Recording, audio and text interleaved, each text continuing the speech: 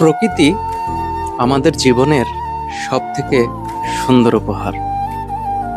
ভোরের নরম আলো, পাখির মিষ্টি ডাক আর সবুজ গাছপালার মাঝে লুকিয়ে থাকে শান্তির এক অপূর্ব অনুভূতি।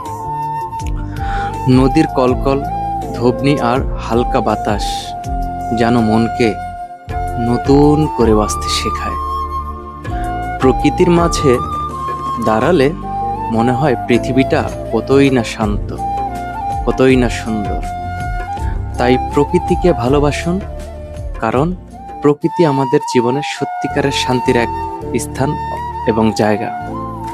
তো ভিডিওটি দেখতে থাকুন এবং ভিডিওটির সাথেই থাকুন।